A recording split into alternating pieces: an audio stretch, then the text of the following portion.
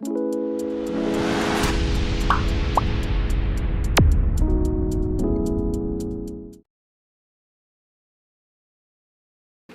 হলো কিছু sample data থেকে আমি যদি ক্লাসিফিকেশন করতে চাই যে আমার রেঞ্জের মধ্যে কোন ডাটা কোন ভ্যালুটা কি পর্যায়ের আছে এবং সেটাকে আমি একটা চার্ট তৈরি করি, তাহলে সেই চার্টটাকে বলা হবে হলো হিস্টোগ্রাম।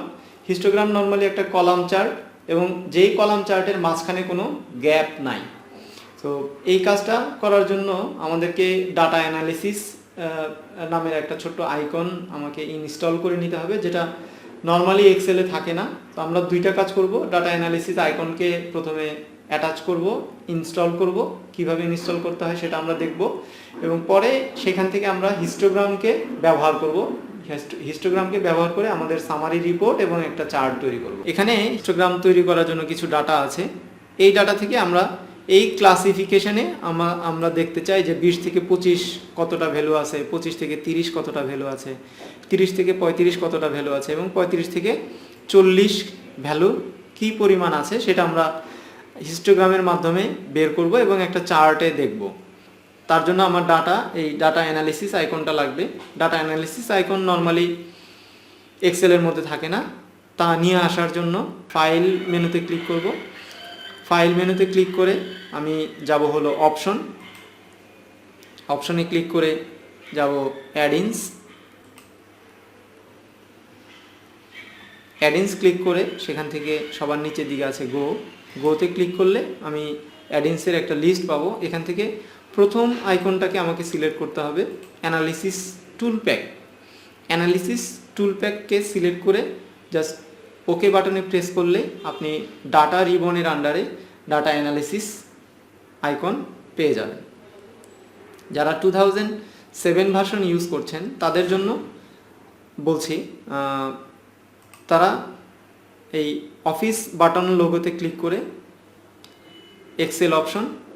এক্সেল অপশন থেকে অ্যাডিন্স, একইভাবে অ্যাডিন্স থেকে নিচে হলো তারপরে অ্যানালিসিস টুলপ্যাক, এই আইকনটাতে ক্লিক করলে আপনি ডাটা অ্যানালিসিস আইকনটা পেয়ে যাবেন। এখানে যে কোনো একটা সেল সিলেক্ট করে ডাটা রিবনের আন্ডারে ডাটা অ্যানালিসিসকে সিলেক্ট করে আমি ডাটা অ্যানালিসিসের যত রকমের অপশন আছে সবগুলি এখানে পেয়ে যাব লিস্ট, যা এক্সেল করতে পারে। মোটামুটি অনেকেই বলেন যারা SPSS ইউজ করেন স্পেশালাইজড ডাটা অ্যানালিসিসের জন্য, তার অনেক কাজই এখান দিয়ে খুব সহজেই করে ফেলানো যায়।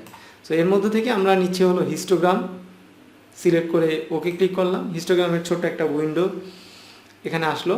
সে কিছু জিনিস আমার কাছ থেকে ইনপুট হিসাবে জানতে চায়, যেমন আমার ইনপুট রেঞ্জ কোনটা, কতটুকু। সো আমি এই রেঞ্জ সিলেক্ট করে দিলাম এখান থেকে নিয়ে আমার শেষ পর্যন্ত। এটা হলো আমার ইনপুট রেঞ্জ। বিন রেঞ্জ মানে হলো আমার ক্লাসিফিকেশনটা, ক্লাস ইন্টারভেলটা আমি কিভাবে সেট করেছি সেই ক্লাস ইন্টারভেলটা এখানে সিলেক্ট করে দিলাম। আমি কি আমার ডাটা রেঞ্জের কোনো লেভেলকে সিলেক্ট করেছি? যদি এখানে কোনো আমার হেডলাইন থাকতো তাহলে আমি এই লেভেলটাকে সিলেক্ট করে দিতাম। আউটপুট অপশন, আউটপুট কোথায় হবে? আমি যদি এই এখন সিলেক্ট করি, নিউ ওয়ার্কশিট সিলেক্ট করি, তাহলে আমার রিপোর্টটা নতুন একটা ওয়ার্কশিটে তৈরি হবে। আর আমি যদি চাই আমার এই শিটের মধ্যেই রিপোর্ট চলে আসুক, তাহলে পরিবর্তন করে আমাকে আউটপুট রেঞ্জ দিতে হবে এবং এই রেঞ্জের ঘরে আমাকে একটা রেঞ্জকে সিলেক্ট করে দিতে হবে, একটা সেলকে সিলেক্ট করে দিতে হবে। তারপরে এখান থেকে আমাকে সিলেক্ট করতে হবে হলো চার্ট আউটপুট। আমি সামারি রিপোর্টের সাথে একটা চার্ট আউটপুট দেখতে চাই। এরপরে ওকে ক্লিক করলেই আমি আমার ক্লাস ইন্টারভেলের রেজাল্ট পেয়ে যাব, সাথে পেয়ে যাব হিস্টোগ্রামের একটা চার্ট, কলাম চার্ট। তো এই চার্টটা বলেছিলাম যে এই চার্ট হিস্টোগ্রাম তখনই হবে যখন এই দুইটা কলামের মাঝখানে কোনো গ্যাপ থাকবে না। তো তার জন্য গ্যাপকে বন্ধ করে দেওয়ার জন্য যে কোনো একটা কলামকে সিলেক্ট করে রাইট বাটন ক্লিক করে ফরম্যাট ডাটা সিরিজ, তারপরে আমি ফরম্যাট ডাটা সিরিজের আইকন গ্রুপ পেয়ে যাব। এখান থেকে গ্যাপ উইডথকে আমি একদম 0 করে দেব। 0 করে দিলে এটা গায়ে গায়ে লেগে যাবে। এবং আরেকটা কাজ আমি এখান থেকে করতে পারি, সেটা হলো ফরম্যাটে গিয়ে তার একটা শেপ আউটলাইন যদি আমি দিয়ে দিই সেম কালারের বা ব্ল্যাক কালারের, তাহলে দেখতে ভালো লাগবে। গ্রুপের আইকনগুলি এখান থেকে আলাদা করে বোঝা যাবে। তারপরে বাকি কাজ এখান থেকে আমি এই ফ্রিকোয়েন্সিটাকে ডিলিট করে দিলাম। এখানে আমি লিখে দিলাম যে আমার হিস্টোগ্রাম হেডলাইন। আমি এখানে আমার ক্লাসের ক্লাসিফিকেশনের বিন নাম্বার আমি এখানে এক্সিসের নাম চেঞ্জ করে দিতে পারি, ফ্রিকোয়েন্সির নাম চেঞ্জ করে দিতে পারি।